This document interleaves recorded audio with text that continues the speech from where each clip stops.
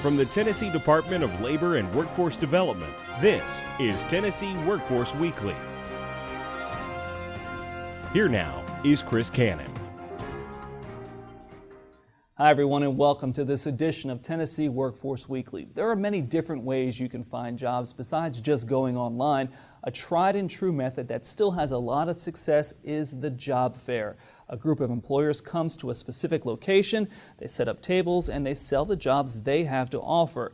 If you're looking for a job, it's a great way to cut through the online application process and make that personal, one-on-one connection with the employer or recruiter. Myron Parks is a career specialist with the American Job Center in Nashville. Myron, thanks for joining us today. When a person goes to these job fairs, there are a lot of people there. You want to stand out, and one way to do that is to have a good resume. How important is that resume?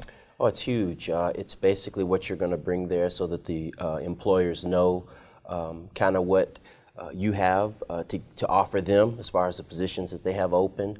And if you don't have a good, solid resume, you can come to the American Job Center, get one of those put together by a career specialist. If you happen to go to a job fair and see the Mobile American Job Center there, they can help you do that there as well.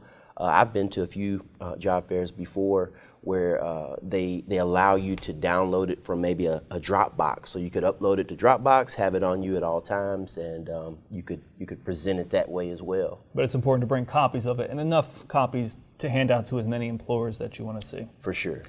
Usually when these job fairs are advertised, it does list the employers there that are going to be there. Is it important to study who's going to be there and kind of get a grasp of who's going to be there, who you're interested in actually seeing? Yeah, I think that's a wise practice, just so that you know once you introduce yourself to those employers that you know enough about them to be able to hold a conversation, to let them know how your skills and the things that you're good at or the things on your resume align with what they do in their business or their practice. So I think that's an excellent idea. And kind of have a top three who you want to make sure you get to, because there's going to be so many there that you kind of map out the way it's going and make a beeline to them. Yeah, I think that's also a very good practice too. And I think frame of mind is also a good thing, I think, for the job seeker. As far as going in, a vocation to me is a little bit different than a job. Mm-hmm. So if you have an area or a skill set that leans more toward a vocation, something that you'd love to do, as opposed to a job that makes it so that you can pay your rent, eat and such. But that's a good way to prioritize what employers that you go seek out first. And you have to have that sales pitch because you're selling yourself. You have to get out there, so have that down in your head before you go. Is that a good practice? I think that's an excellent practice. And as well, I think it's also important that you listen to the employers as they're talking to you so that your sales pitch aligns with the things that they're looking for in an employee. And they always say dress to impress or dress appropriately for a job interview.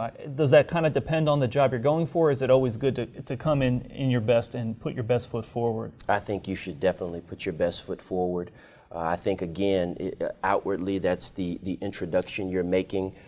If you dress for success, so to speak, then I think you can't go wrong. And if you put all of this together, you're really going to stand out in the crowd, because not everybody's doing that. Some people are just showing up and kind of going through the paces, but you can really make yourself stand out if you put a few of these practices together. Yep, and I think the great thing about that is everybody's not as familiar with these topics and these bullets that we kind of went over, but that's exactly what we do at the American Job Center. We get you to a spot where you'll go in as a complete package, ready to wow some of those employers and end up walking out with a job.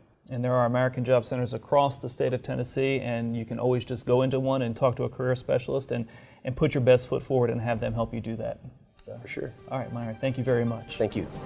And that's going to do it for this edition of Tennessee Workforce Weekly. I'm Chris Cannon. For everyone here at the Tennessee Department of Labor and Workforce Development, thanks for spending some time with us. We will see you next week online and on demand.